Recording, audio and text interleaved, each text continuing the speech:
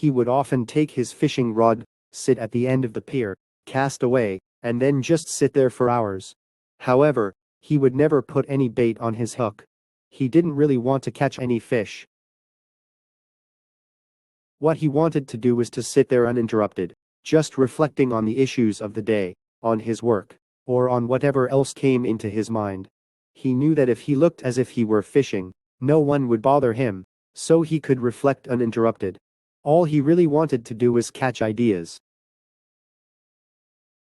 It is said that this story is about inventor Thomas Edison, but the source is not clear. However, what's clear is that while the world seems to want you to go ever faster and keep up with ever more, it actually rewards you for being insightful and for doing work with meaning. This is an era in which speed and action have replaced well-thought-out strategic thinking.